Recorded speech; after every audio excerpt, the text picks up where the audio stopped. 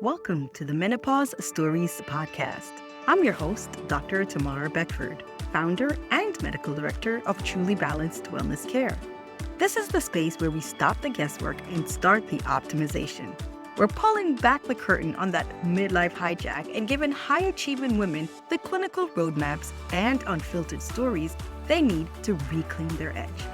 Let's get into today's story. A few weeks ago, one of you sent me a message that I have not been able to stop thinking about. All right, so she said, I'm a 46-year-old.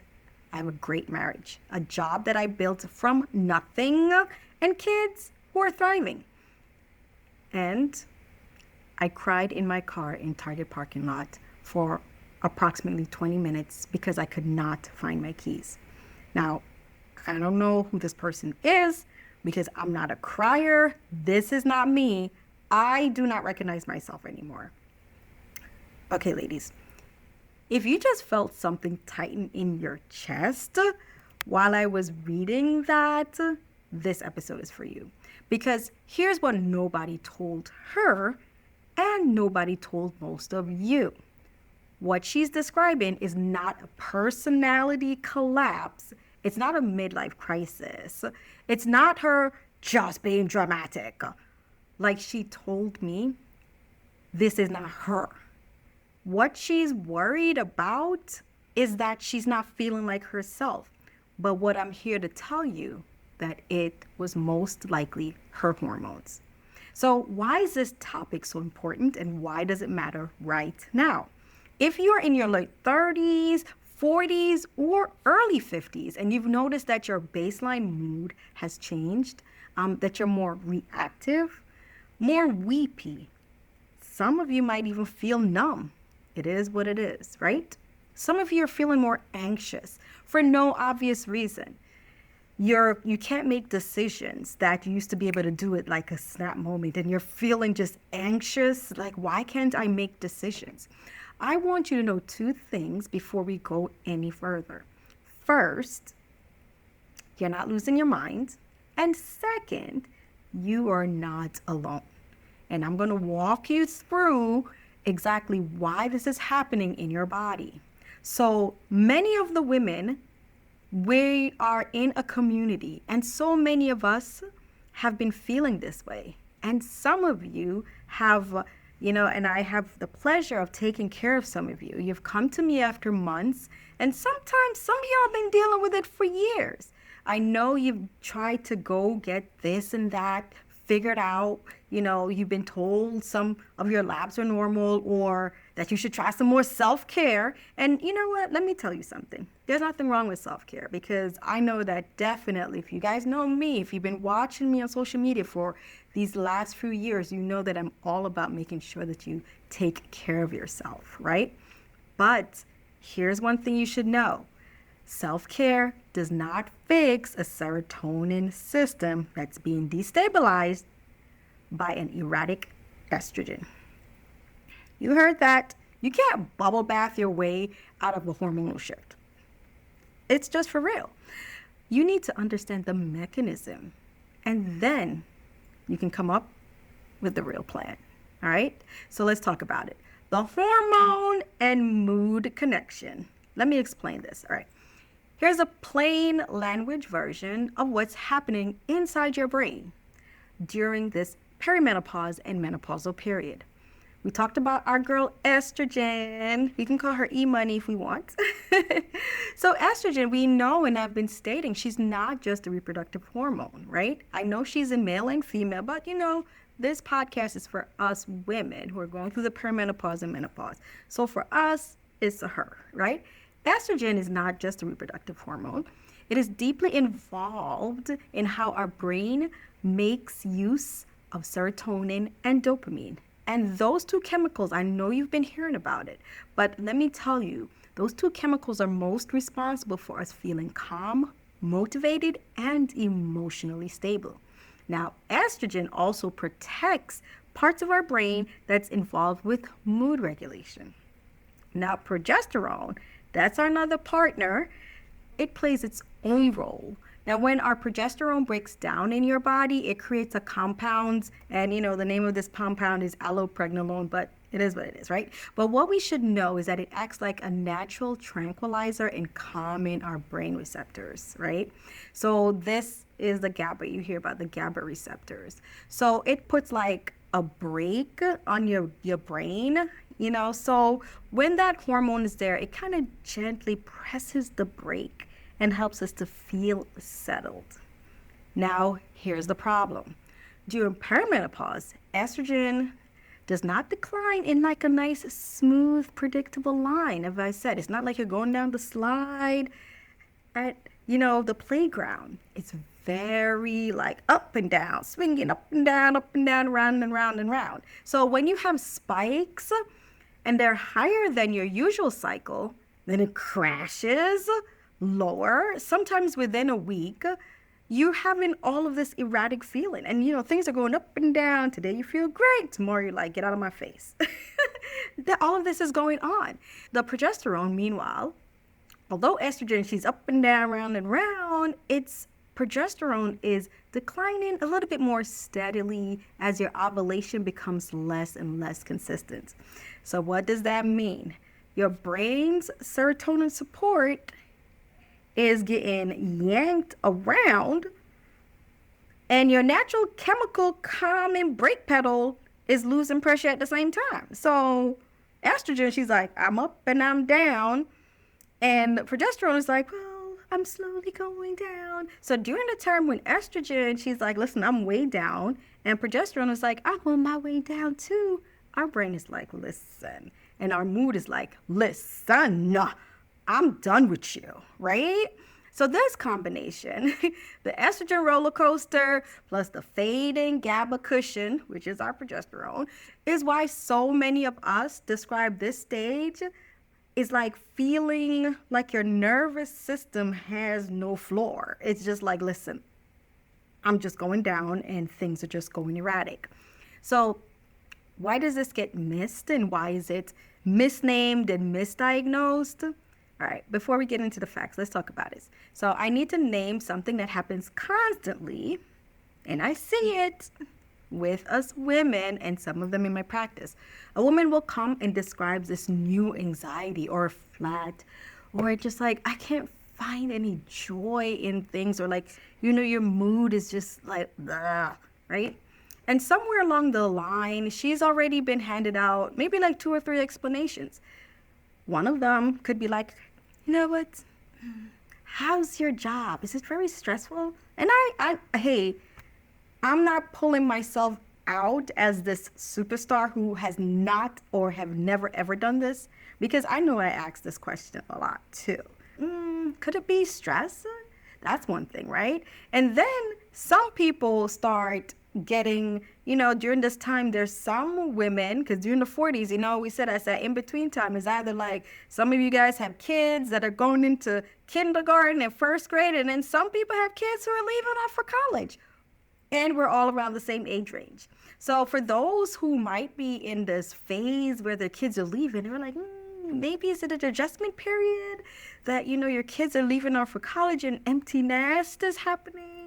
And then I'm pretty sure some of you guys have had that handed out to you, right? And then another thing that some people might have had handed to them is a prescription for a generic anxiety diagnosis medication, with no mention that this could possibly be due to your hormones.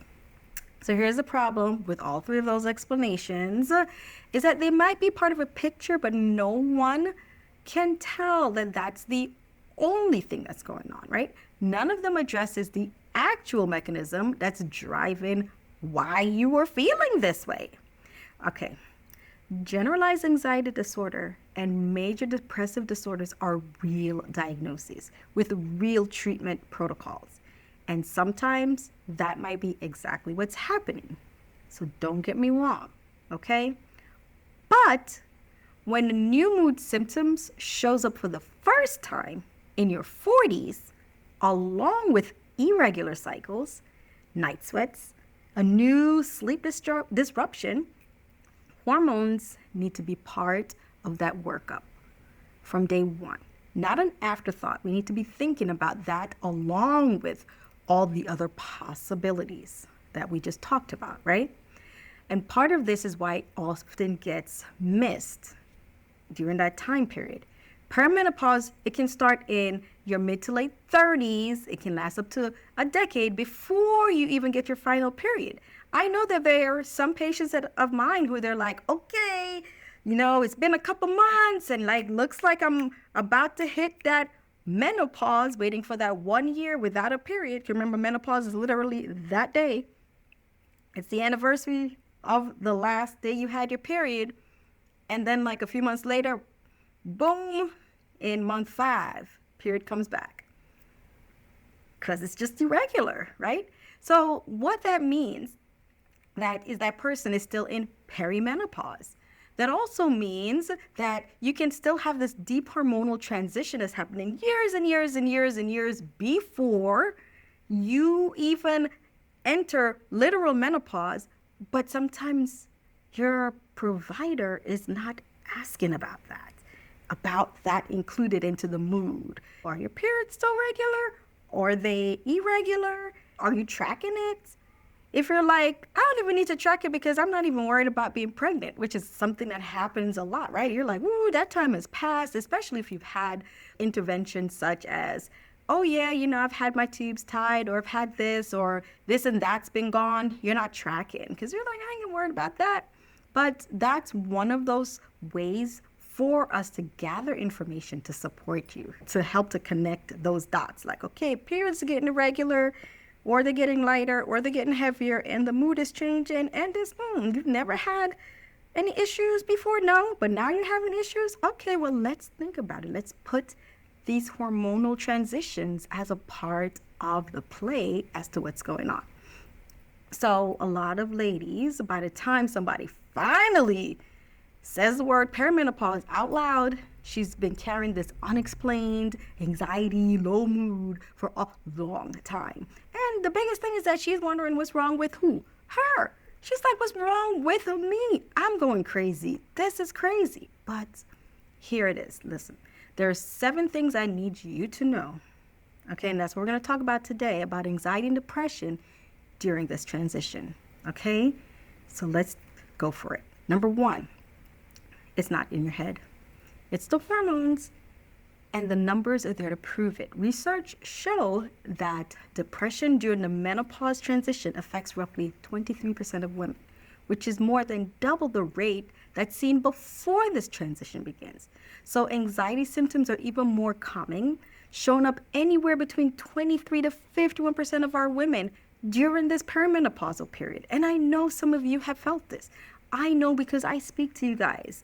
I have conversation with you and you're telling me. And some of you women, I've known you for years. And I know that you have been a stoic person, level-headed, you are top management, you're running departments, you're doing all these things. And I know that you've never been an anxious person. Then all of a sudden, you're starting to have anxiety, right? So this is something that I have seen firsthand. Let's talk about this study now. In a large population study, more than half of women report new irritability, nervousness, or mood swings during this transition. It feels like everybody around you is struggling too, right? And that's because they probably are. Half of us are feeling that way. So even if no one is talking about it loud and you're thinking like it's just you, just remember that 23 to 51% of the women in your age group during this menopausal group are feeling the exact same way, right?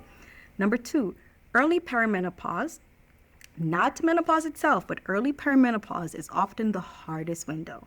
Many women assume that mood symptoms will hit them hardest once their period stops completely. Wrong. Wrong. False.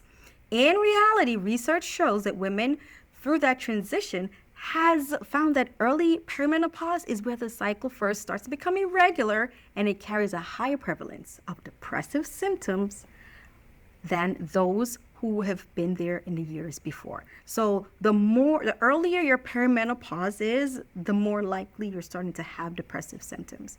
So your body's reacting more strongly to this instability. And it's not necessarily that the hormone levels themselves are low. It's just that there's a lot of instability going on, right? Up and down, up and down. So this is exactly why so many women tell me, and like I said, I've spoken to you guys, that the worst mood symptoms shows up while they're still having their period. So technically their period is still regular. And this is years before what? Menopause. So you're still having that period, but you're feeling that huge shift in your mood. Now, number 3, a history of having PMDD or postpartum depression makes you more sensitive to that transition, not weaker. You're just more sensitive, okay? If you've ever struggled with premenstrual dysphoric disorder, that's when you're like, yeah, PMS, was there the word that we had for that before?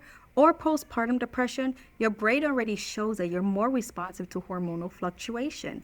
And this is a biological sensitivity, not a personal failing, right? It just means that during perimenopause, you need to just pay extra attention and have a proactive plan rather than the wait and see approach. Now, if you think about it, during all 3 of those phases, during postpartum, right?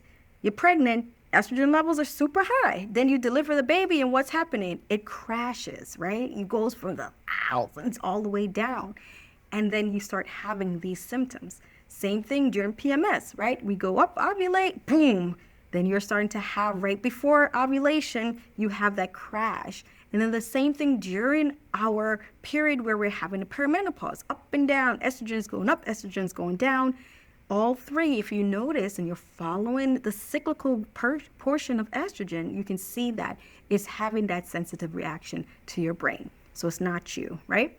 So number 4, it's this roller coaster of this estrogen and not just the drop that destabilizes your mood, right? So during perimenopause, estradiol, which is the estrogen that we're talking about, that's the form of it, can swing into higher peaks and lower valleys.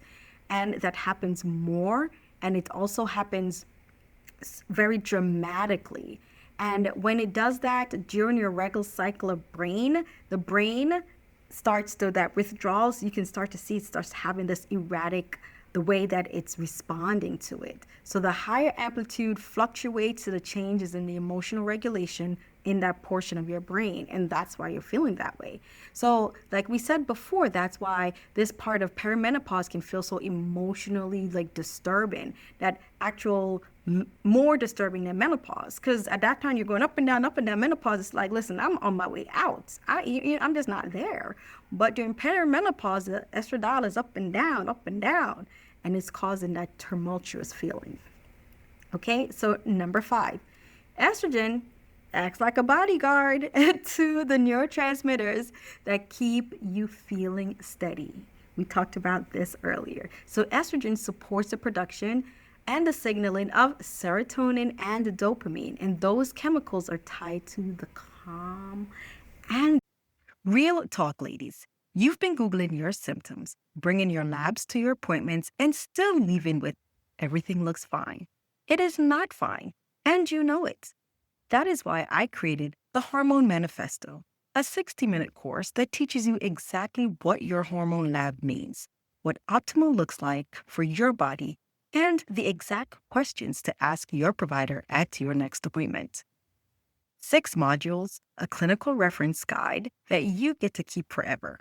Available nationwide for just $97. Grab it at go.trulybalancedwc.com/the-hormone-manifesto. Link is also in the show notes. Now back to menopause stories. The motivation. Progesterone's byproduct, the allopregnanolone that we talked about, that supports the GABA, which is another receptor in our brain, is your brain's natural brake pedals. So when we think about that, there's even another hormone that everyone's hearing about, the DHEA. Yep, DHEAS especially feeds into that same system, the serotonin and the GABA network. And the DHEAS, it starts to decline with age. So when estrogen, progesterone, and DHEAS all start to shift at once, you lose that support system. And it's like that support system that you had on multiple fronts. You start to lose that. And with that loss, you start to have that emotional symptoms. that transition can feel like a trigger, right? Like, ah, if you don't leave me alone. And it also feels amplified more than normal. So that's another thing. These are all biological shifts. And I hope that you're noticing this and taking this information in and realizing like, whoa, this is a biological shift. Like, I'm not crazy. No, you're not. Okay. Number 6, you can develop anxiety and depression for the first time in your 40s, even with 0 prior history. I know this surprises many people, especially when you hear that. So let's also know that although we know that the emotional shifts of the estrogen and the progesterone, and we talked about DHEA and so on, you can still organically develop depression, right? So this surprises many patients because you don't really need to have a personal or family history of mood disorder for perimenopause to trigger one, right? The hormonal shift alone can be enough. So if this is happening to you for the first time and it feels confusing or out of your character, that confusion, I hope, now makes sense to you. It's not a sign that there's something wrong with you or your character, right? Number 7, the stage that is being reframed from a window of vulnerability into a window of opportunity. Let's look at it this way. For years, the menopausal transition was treated like a risky period, like, oh, watch out, she's about to have the shift. But newer research now is showing that we can change this narrative. Estrogen therapy, particularly when started during perimenopause, has shown real promise in easing those depressive symptoms for the right candidates. So this does not mean that hormone therapy is for everyone automatically, but it does mean that there's a moment when you can be proactive in your treatment so that you can change the trajectory and be able to manage these symptoms after the fact, right? So here are some things that actually helps. Here's what we're going to do. We're going to talk about how you can actually change and get some information that you could use so that you can have a plan that you won't feel so anxious. So here's how I approach anxiety and depression with perimenopause and menopause with, some of the people that I take care of. So we start with the full picture, not just a single test. Mood symptoms in midlife, let's talk about this. It overlaps with a lot of things, right? Thyroid dysfunction, iron deficiency, blood sugar swings. So we need to figure out exactly what's going on. Why is it that I cover thyroid and hormone before? It's because it's so important, right? Before anyone assumes that something is purely psychiatric, we actually need, the psychiatric component to something is a lot of times it's our diagnosis of exclusion, like we'd say in medicine, where we check all the metabolic things that could be causing you to feel this way. And then if those are within the right perimeters and they're optimized and you're still feeling this way, then now we can say, okay, maybe it is a psychiatric problem. We're not just going to say, oh, it's psychiatric, and then nobody checked your thyroid, you're hypothyroid, and this whole mood disorder is the fact that your body just needs thyroid, right? So we want to make sure and do a thorough investigation.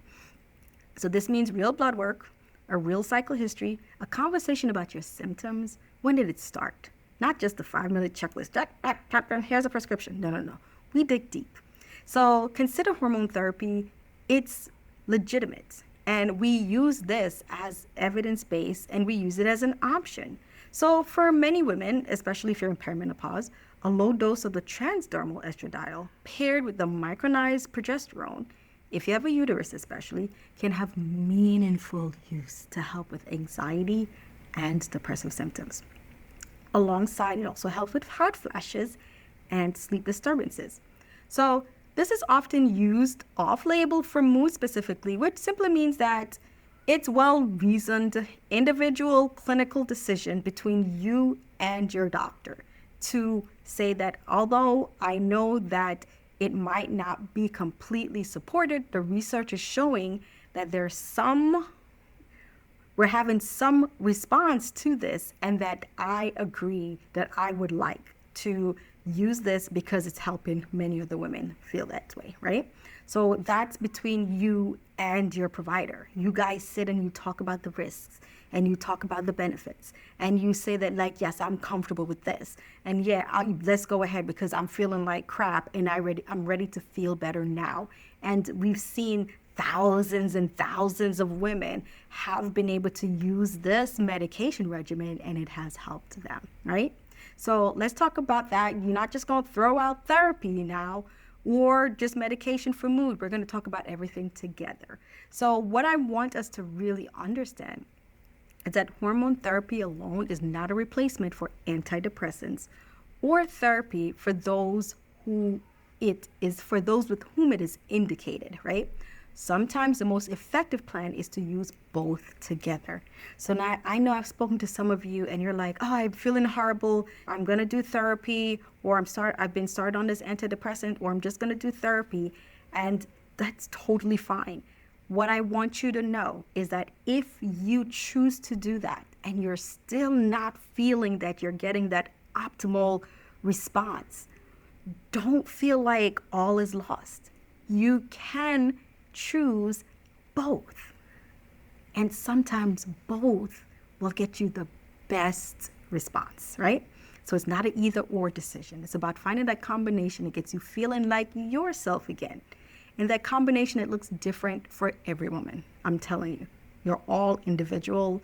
Like, your treatment plan is ideal for you. At least that's how I feel. And that's how I deal with my patients, right? So you need to be able to do all of that. Another thing I need you to do is to protect your sleep and your cortisol. Yes, we talked about this before, about how cortisol and its response and how having that rhythm that's out of whack can disrupt so many parts of you. So if you've listened to the cortisol series and you haven't, about how tightly sleep, stress hormones, and mood are wired together, you can go back and listen to that episode. But I want you to know that poor sleep alone can mimic worsened anxiety and depression. And also an elevated cortisol can blunt your very, very important serotonin and GABA responses in your brain, the ones that you're already losing, right? So it's so important for you to make sure that you're stabilizing your sleep and that you're not thinking that this is just a soft recommendation. This whole, I sleep when I'm dead. No. It's so important that you have great sleep and restorative sleep. Not just like, okay, I slept for 8 hours and like only 3 of it was really good. The rest 5, you're tossing and turning, you're up every hour. You thought that you had a good sleepy look, and you look at the clock and it's just 1 hour that's passed again, and now you're calculating, well, now I have 4 more hours left. I'm going back to sleep. Oh, now I only have 3 hours left. You keep waking up. Oh, now I only have 2 hours left. You go back. Oh, now I only have 45 minutes. Okay, I'm going to try to nap. By the time you wake up the next day, you're like full-blown tired, right? So restorative sleep is important. So this is something that I want you to know, right? That these stabilizing your sleep, like we said, it's a clinical intervention, and that's kind of sometimes where we need to start with some of the patients. Because I've had patients who sleep is just killing them, like they're not getting great rest.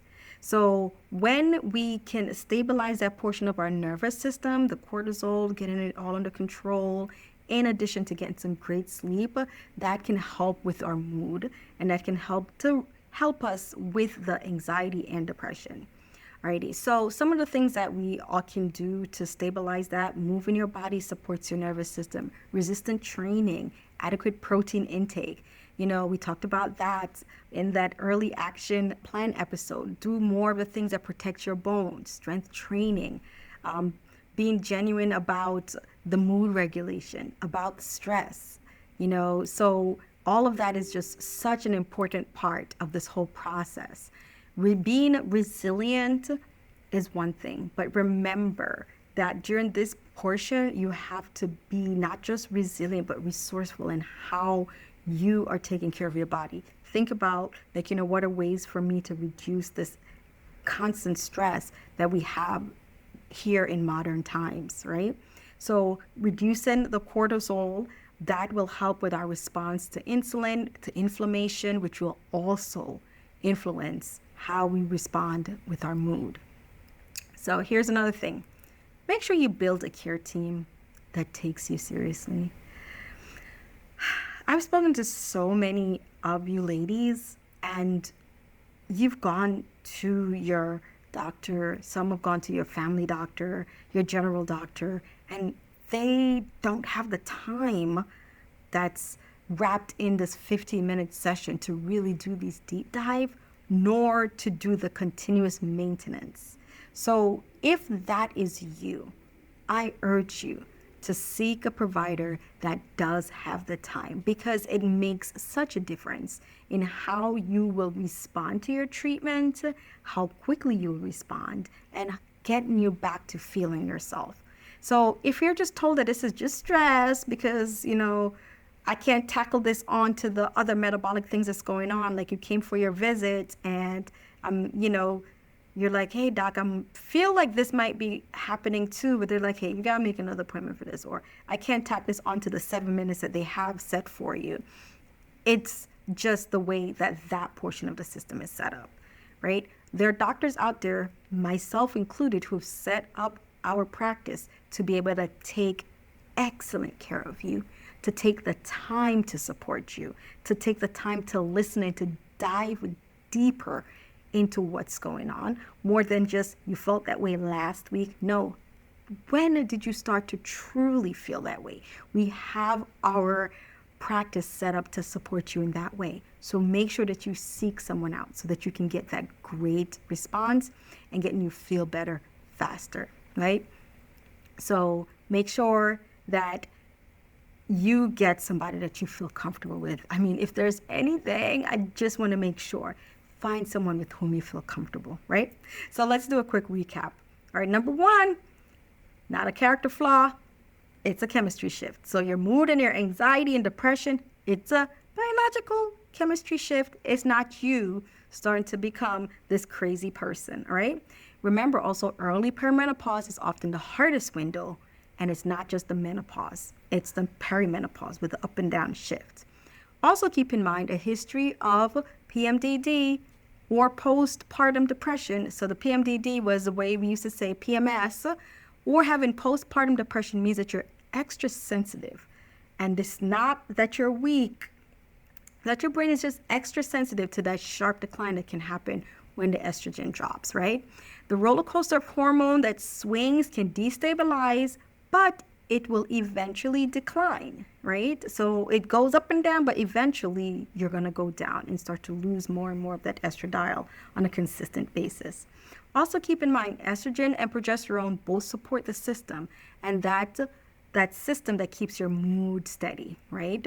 So that's the brain, that's the serotonin portion and the GABA portion that we talked about.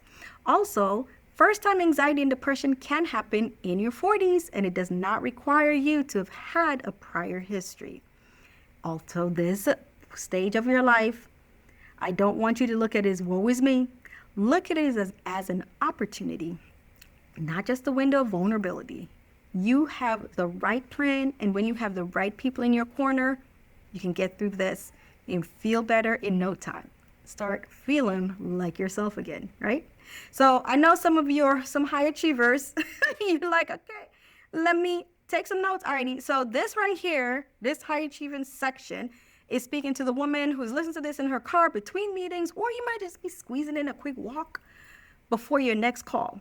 I know you spent your whole life being the capable one, the one who does not fall apart.